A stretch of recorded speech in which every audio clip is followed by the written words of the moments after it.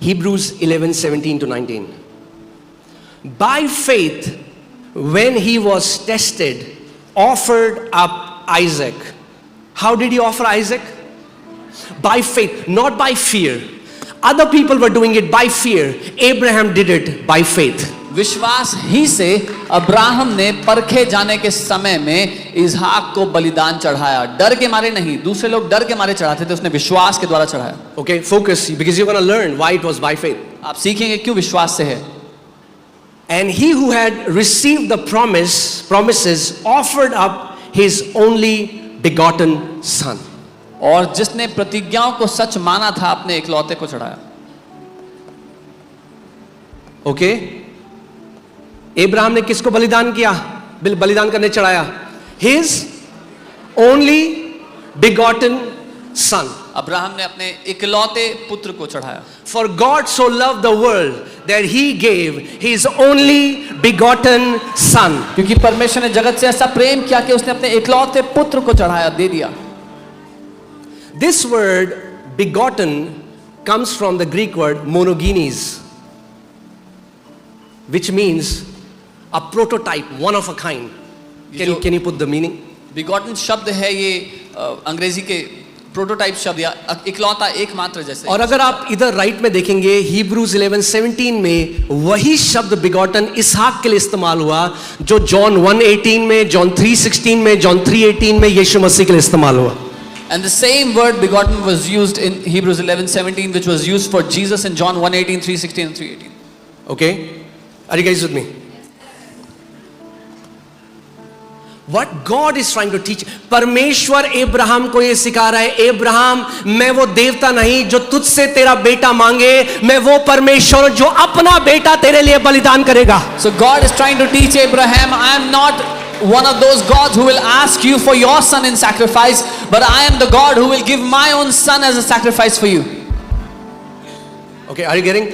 God, Father is revealing his heart. पिता अपने दिल को सिखा रहा है उसको। मगर अगर आप रेवलेशन की आत्मा के बिना स्क्रिप्चर को पढ़ोगे तो आपको पता चलेगा हाँ परमेश्वर परीक्षा लेता है। But if you read this without मेरा बेटा ले लिया परमेश्वर ने, कैंसर हो गया, अब्राहम का भी तो लिया था।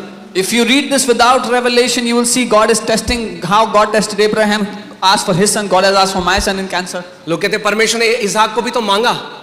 मेरा सवाल है मांगा पर क्या लिया? People say God asked for Isaac. Yes, he did ask, but did he take Isaac? No. He was teaching Abraham gospel in a language Abraham understands. वो अब्राहम को सुसमाचार उस भाषा में सिखा रहा था जिस भाषा में अब्राहम समझ सकता। अब्राहम तूने बहुत सारे देवी देवताओं को जाना मगर मैं अलग हूं Abraham. Abraham, you have known many gods, but I am different. मैं बलिदान लेने वाला नहीं, मैं बलिदान देने वाला परमेश्वर हूं। I am not the one who takes sacrifices, I am the one who gives sacrifices. हम कभी जाएंगे, मैं ओल्ड टेस्टमेंट से आपको ले जाऊंगा। इतना सुंदर है जब आप देखोगे वचन कितना सुंदर है जिसमें यीशु मसीह हर पन्ने में छुपा हुआ है। Sometime we will go from the Old Testament and see how beautiful it is where Jesus is hidden in every page. Sometimes Christian would say, after Jesus it's new covenant. Old Testament Jesus was not there. Can I tell you, in Old Testament Jesus is everywhere. कई बार लोग बोलते हैं पुरानी वाचा में यीशु नहीं थे, नई वाचा की बात अलग है, लेकिन पुरानी वाचा में हर जगह पर यीशु मसीह है। Jesus said, before Abraham was, I am. यीशु ने कहा इससे पहले कि अब्राहम था मैं हूं। Okay? So gospel सुना रहा है परमेश्वर, गुड न्यूज बता रहा है। God is telling him the gospel. But अब कुछ डिटेल्स देखते हैं, okay? Let's see some details. So this son is a son that Abraham loves. ये जो बेटा था ये वो था जिससे अब्राहम प्यार करता था। Is the son of a promise. ये वायदे की संतान है। And he is the only begotten. और ये इकलौता जन्मा बेटा अब है। इसका मतलब ये नहीं अब्राहम के और बच्चे नहीं हुए। This doesn't mean Abraham didn't have other children. Isaac is not the only son of Abraham. Isaac is the only begotten son of Abraham. इसहाक केवल एक इकलौता जन्मा नहीं लेकिन उसका एक ओनली बिगॉटन बेटा है। यानी वो अलग है बाकी सबसे। That means he is different from the rest. Amen? All right, आगे चलते हैं। Let's see from verse 3. So Abraham rose early in the morning and saddled his donkey and 2 of his young men with him. तो 2 लोगों को ले गया, अपने बेटे इसहाक को ले गया, लकड़ी ले ली, ठीक है, फिर उस जगह में जा रहे हैं पहाड़ में.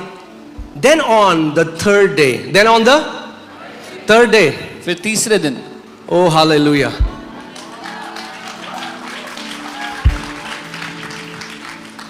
तीसरे दिन.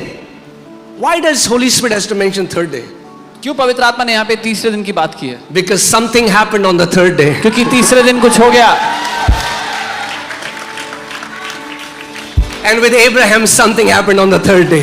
और अब्राहम के साथ भी कुछ हो गया तीसरे दिन. Then on the third day, Abraham lifted his eyes and saw the place afar off. तीसरे दिन अब्राहम ने आंखें उठाकर उस स्थान को दूर से देखा. अब क्यों मैं कह रहा हूं, अब्राहम ने डर से नहीं इसहाक को सोचा कि मैं इसको बलि चढ़ाऊंगा, मगर विश्वास से. मैं आपको दिखाता हूं. Now why am I saying that Abraham was not afraid in offering Isaac, but he had faith in doing it? And Abraham said to his young men, वो अपने नौकरों से कुछ कह रहा है. And वो अपने he said telling something to his servant. Okay, जो उसके साथ नौकर हैं, वो उनको कुछ कह रहा है. और सुनो, विश्वास प्रकट होता है शब्दों से. Faith is demonstrated by words. कैसे आपको पता चलेगा कौन व्यक्ति विश्वास में चल रहा है? Hear what comes out of their mouth. How will you know if someone is walking in faith? सुनो उनके मुंह से क्या निकलता है. Faith is not an invisible attribute hidden in your heart. Oh, God knows my heart. We know your heart when you open your mouth. विश्वास एक छुपी हुई चीज नहीं है जो आपके दिल के अंदर है. अरे परमेश्वर मेरा दिल जानता है. नहीं, हम आपके दिल को जानते हैं जब आप मुंह खोलते हो. केवल परमेश्वर जानता है मेरे दिल में क्या. नहीं, बाकी सब भी जान लेते हैं जब आप मुंह खोलते हो. Only God knows my heart. No, everybody else can also know when you open your mouth. Because out of the abundance of heart, mouth speaks. क्योंकि दिल की बहुत आयत में से मुंह की बातें आती हैं. That's why Abraham is the father of faith. इसीलिए अब्राहम विश्वास का पिता है. ऐसे समय में In this time, you will not see him complaining. आप नहीं देखोगे वो कुड़कुड़ा रहा है. You will not see him crying. रोते हुए नहीं देखोगे उसको. Now I want you to hear the words that come out of his mouth. अब मैं चाहता हूँ ध्यान से सुनो उसके मुंह के शब्द क्या हैं. Abraham said to these young men, Abraham ने stay इनसे here कहा, with the donkey. गधे के पास यहीं ठहरे रहो. The lad and I will go yonder and worship. ये लड़का और मैं वहां जाकर. कौन? ये लड़का और मैं जाते हैं. And we will come back to you. और फिर तुम्हारे, और अंग्रेजी में लिखा, और फिर हम तुम्हारे पास लौट आएंगे. He didn't say me and Isaac are going and I will come back. He said we both are going and we are going to come back to you. वो ये नहीं कह रहे कि मैं और इसाक जा रहे हैं फिर मैं वापस आऊंगा. वो कह रहे हैं हम वापस आएंगे. Do you see it? Abraham was a man of faith. Abraham विश्वास से चलने वाला पुरुष था. He was a man of faith. वो विश्वास से चलने वाला व्यक्ति. Oh hallelujah. आप जानते हैं क्यों उसने ऐसा कहा? You know why he said this?